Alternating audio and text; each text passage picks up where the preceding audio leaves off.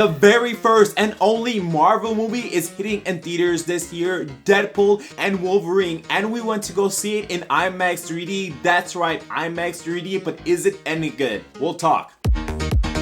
Hi, how you doing today? It's just Jess here. Hope you're having a good day. And today, yes, so we got the movie Deadpool and Wolverine, and we went to go see this in IMAX 3D. But is it worth it in that format? Honestly, absolutely yes. But I could not find evidence that it was filmed or shot in IMAX like I normally do on this review channel. For you folks, you do not get the expanded aspect ratio like you do if the movie was filmed for IMAX. I personally felt and saw the black bars and top and the bottom. Now keep in mind, this did not deter the enjoyment of my film. IMAX still felt the way to go due to the characters and action with multiple fun fight sequences. You still get powerful in-depth audio experience, and with that, the soundtrack is amazing with this format with multiple different genres, which we'll talk about it later. 3D did have some nice popping effects, especially at the start and a few moments throughout the film. So 3D, especially in my opinion, I feel like Marvel just puts IMAX 3D, you know, oh my god, watch this in the best premium format. But at the same time, the 3D doesn't take to full effect, unlike this film, like with the knife throwings, which I don't want to ruin it for you. It has some nice popping where I'm just like, oh my god, that was really cool to watch it in theaters. Deadpool and Wolverine is an action adventure superhero comedy movie releasing just in time for the barely end of summer in theaters. Taking place after the first two Deadpool movies and many failed attempts at Marvel movies, Deadpool is taken away by the TVA, telling him that his world's anchor beam is collapsing. Soon he finds himself in a state of shock as his entire world, well, his photograph of his friends, and of course Vanessa's in there, will soon cease to exist. Will he find a way to save his Anchor Beam's timeline? What about Wolverine? What about him? Will he help out in his journey to become the timeline authority? Find out as we talk about it. I'm gonna be very honest with you. I feel like before going into this movie, there was a lot of hype and excitement, and yes, I can confidently say it does deliver in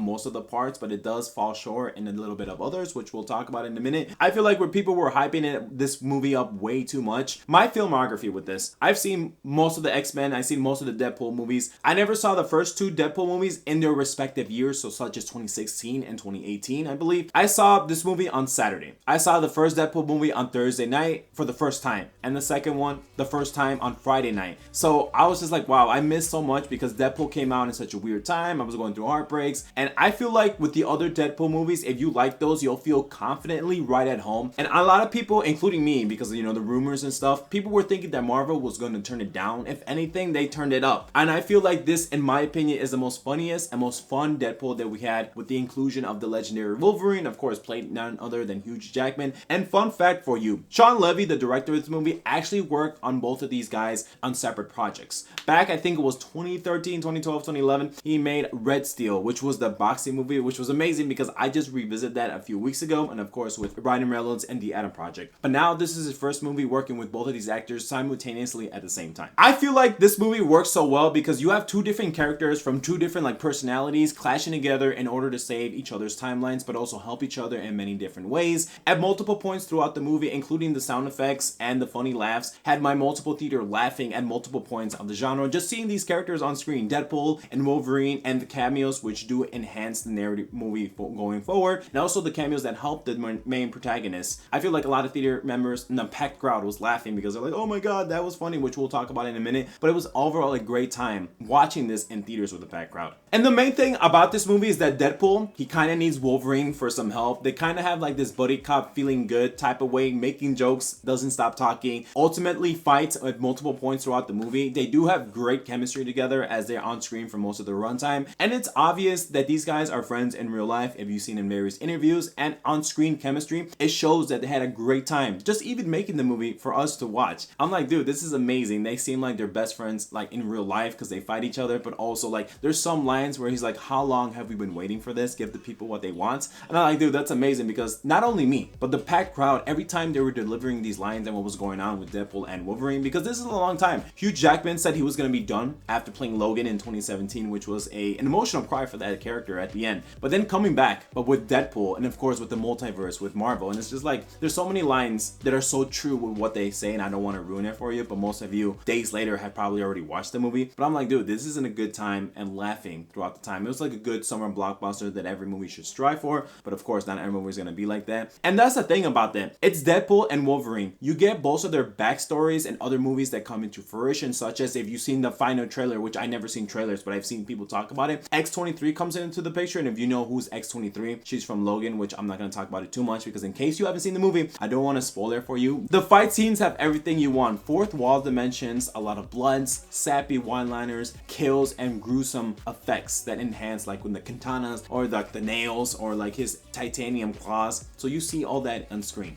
Waking up that morning on Saturday, you know, I'm scrolling through social media, right? Getting ready for my day, eating breakfast. I didn't know there was going to be cameos until a lot of people were posting things like the cameos is amazing, the cameos is a lot, like the cameos you are excited to see, like a lot of things about the cameos. So then I was just like, wow, okay, well, now I'm thinking there's going to be a lot of cameos. Now, I didn't get spoiled on who the cameos were, but I didn't know there was going to be a lot of cameos. I don't watch trailers when I see movies. I just see still images, like on Instagram. So when I go to the movies, damn, like all the cameos are amazing, and they do enhance the story moving going forward. They're not there just to be like, oh, here I'm a cameo. But some of the cameos were coming out of left field. And it's nice to see a cameo because the theater was like, oh my god, this person's in there, this person's in it. And like, it is nice to see them even talking to the main protagonists and the leads. And it had my theater clapping at multiple points. And I feel like this movie will weigh on whether you like Deadpool or not. I like Deadpool as a character, but I'm sorry, but I love Wolverine more, of course, with the hair, with the spiky hair. If you see me on other movies, his like drunkenness, his grittiness from the X-Men, you know, his claws, the way he stands, the way he moves and talks and everything about his like mannerisms. I love that, but I love the cameos as well. And some of them I don't even want to talk about, but we'll do a separate video on them. I like Deadpool, but I like Wolverine more. And this movie really depends if you like Deadpool or Wolverine. Since it's both of them, I do like this movie a lot more than I was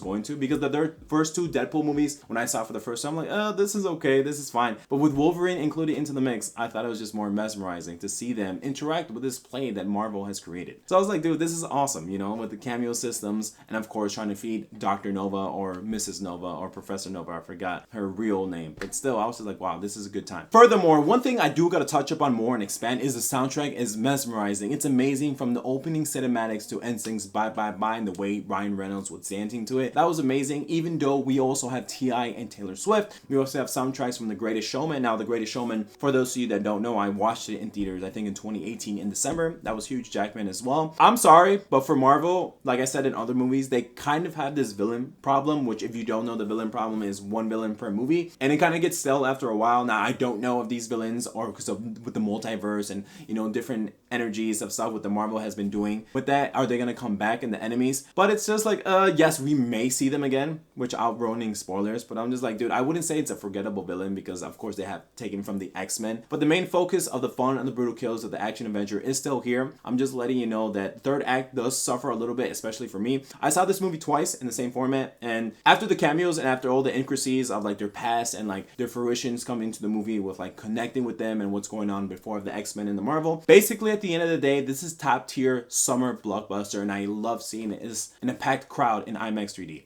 At the end of the day, I'm gonna give this a solid B, and I saw this in IMAX 3D, so your results may vary. If you made it this far, I really appreciate you so much. Do me a favor and hit that like button, hit that subscribe button, and don't forget to turn on notifications so you never miss a video. With that, take care, bye.